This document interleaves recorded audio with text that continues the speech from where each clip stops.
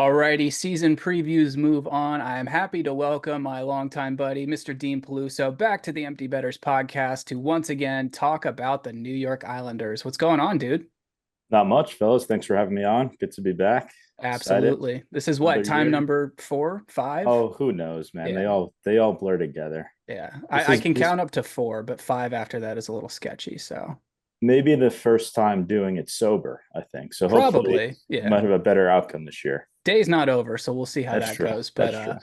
yeah, let's dive into the Islanders here. So last year, what was just your impression of how that season went for that team? They make the playoffs, they kind of run into a buzzsaw in the first round. At least they did win a game. That's something that the Washington Capitals did not do. But just your opinion on the Islanders season as a whole.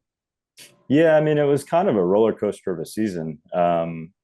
Expectations were sort of high to begin with, and then season didn't really start off the way we may have hoped. Obviously, things changed a bit when we got Horvat. The team sort of turned it around, made a super, super exciting late playoff push. And then, like, playoffs was just matchups again. I thought if they matched up against the Rangers, they had a shot.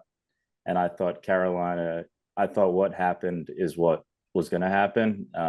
Surprised they still won, to be honest. Luckily, was at that game, which was cool. But yeah, I mean, I don't think enough to win it all. I think everyone kind of realized that at some point throughout the year, just seeing some of the powerhouses that were running through the East at the top.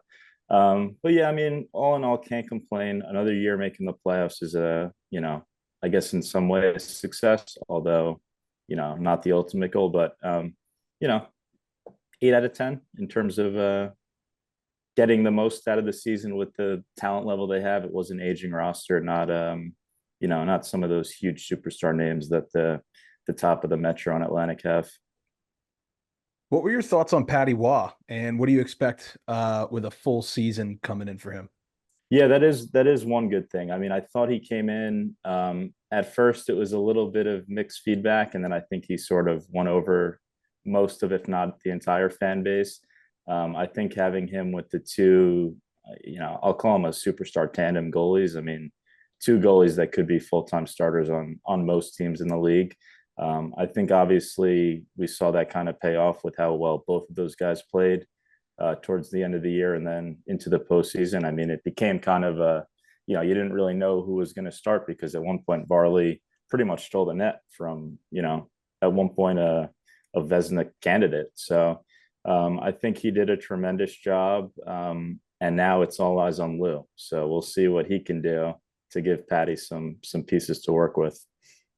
It's really interesting. I feel like this Islanders team, I'm looking at, their projected lines, and I feel like I've been looking at this exact same lineup for the last 5 years. Like, this feels like the same team you guys have had forever, like for better, for worse. You guys still have the Pelech Pulak combo back there. You've still got the superstar goalies. I feel like Casey Cizikas has been on your team for 25 years at this point. Yeah. But I don't know. I mean, it's a decently deep forward core, in my opinion. I think there's not a ton of holes when I look up and down that lineup. How do you feel about it? Yeah, I mean, it is kind of like the same team, like year in and year out. It feels like for at least the past 5 years. I mean, that combination of like Clutterbuck, Martin, and Pajot has been there in some combination playing together for years, it feels like. But it is one of those things where all of those guys are aging now. So there's going to be some tough decisions to make.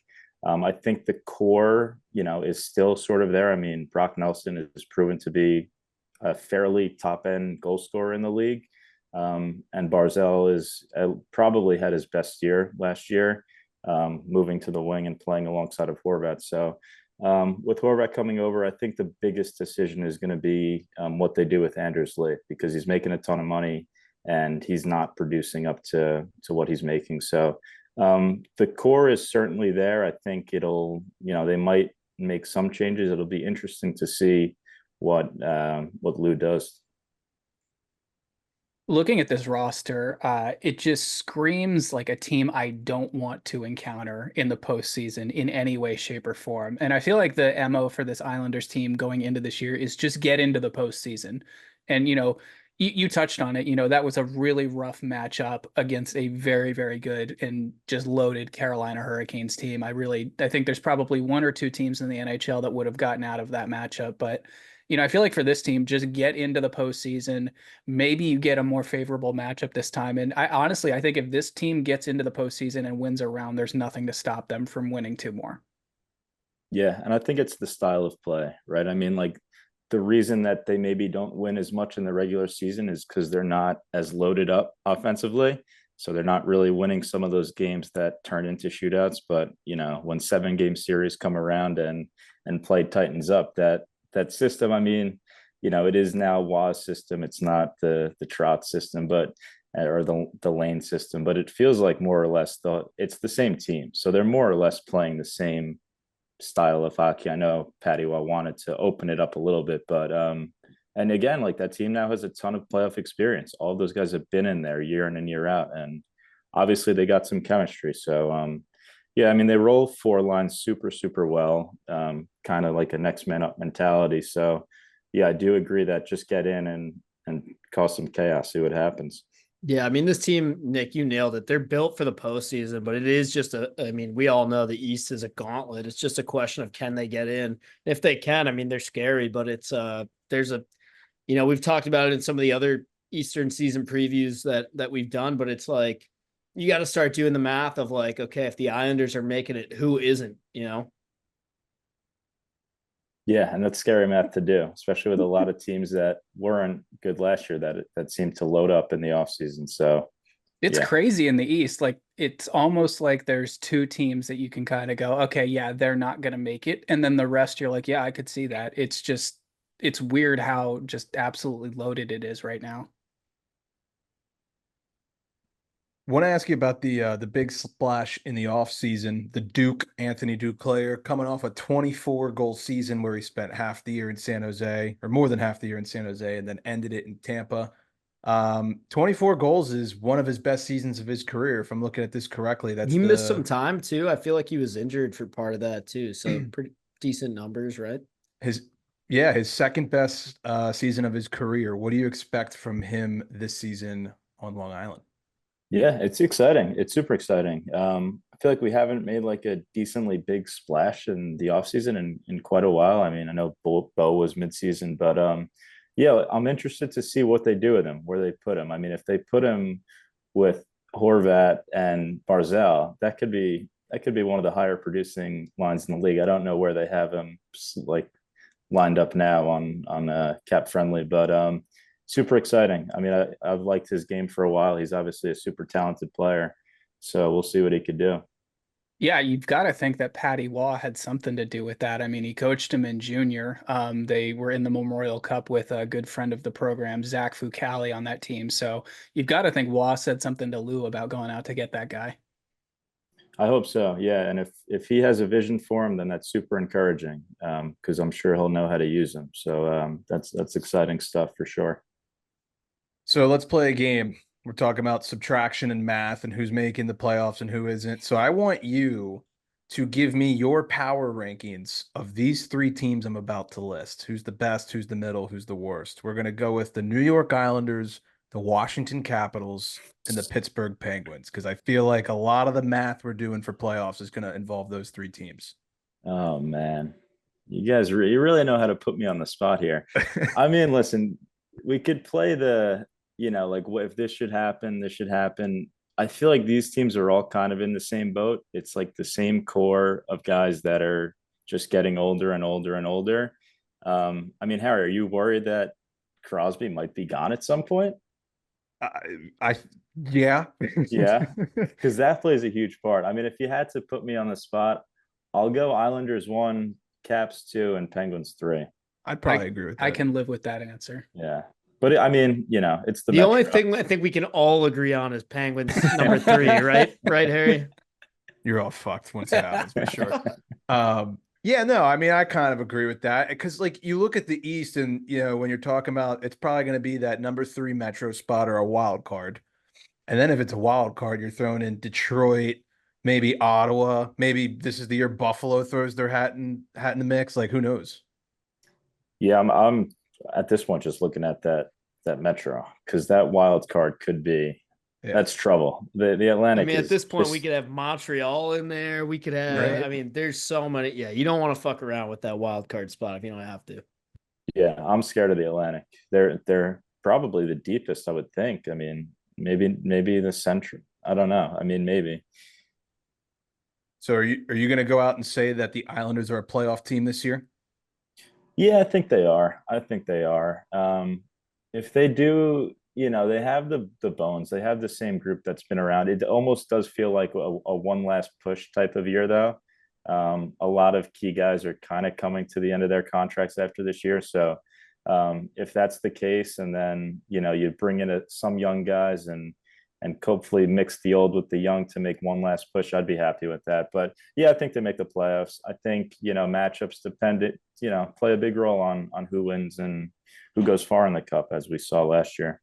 I mean, I mentioned before, it seems like this team has been more or less the same the last 5 or so years, and what they've made the conference final twice in that tenure, something like that. So I mean, there's no reason to think that they might not be able to get back there, in my opinion. Dean, I want to ask you about one name and then we can wrap up. One name I don't recognize, and I know I read this in the 32 and 32 article on NHL.com. This Russian guy, this name's tough. Siplikov. You know anything about this guy? I've heard the name. I'm not sure a ton of I'm not familiar with his work. The other guy that they pulled up last year, they pulled him up for the home playoff game, was Ishkakov. It was it was game 4 against Carolina, the game I was at. And he looked like if you suited up like your little cousin in like a beer league game. Like he was getting ragdolled by all of those big boys on Carolina, to the point where we were like, they can't have this guy out here anymore. So I don't know what the plan with him is. I don't know if that was kind of like a throw in the white towel moment to just get him some playoff experience, but he looked lost out there, and they somehow still won that game. So I'm not, there's a ton of guys in the pipeline. I actually read earlier today, they're the only team in the league that doesn't do a prospect camp, which I found interesting. And I'm not sure the reasoning or why, but I heard that, and I was super surprised by that. Lou just has a feeling that they wouldn't make good varsity athletes, I feel like. Mac, how do you say this guy's name that you just pronounced? I mean, I'm just guessing, but I am a journalist, so I do words and letters for a living. So I think it's Maxim Siplikov. Like the T is silent, and then like Siplikov. Yeah. 31 goals in the KHL last year. Okay. Not too shabby. Just throwing that out there. Nothing to sneeze at. You boys got any other questions for Dino here? I know we talked about Carolina being a juggernaut, and you mentioned some other teams in the Atlantic. Just who out of the East is a concern to you for the Islanders getting into the postseason? I mean, it's always the Rangers. I live with a Rangers fan. I guess it's just the guys I hear from the most. The noise is the loudest, but watching that Florida team last year, I don't see why they wouldn't be as dominant for the next couple of years to come. Watching that game, you realized, like, even if the Islanders somehow squeaked past Carolina, it just wasn't gonna. There's no shot they were going to be Florida. So it kind of was a little bittersweet, but yeah, that team is stacked. There's really no flaws in their roster at all. How you feel about New Jersey? I'll believe it when I see something. It's like, I feel like it's been this for a while now, where the Devils every year are the young up and coming team, and then someone gets hurt and they slip out of the playoffs. So I'm sure that'll come and bite me in the ass. But as it stands now, I'm not too worried about the Devils. All righty. Well, I think that's all we got, fellas, unless you guys got anything else. No, I think we're good. Dean, thanks again so much. Always a pleasure to have you on the show, and we'll definitely have to do it again this season. Yeah, thanks, boys. Come up to UBS, check out the new arena.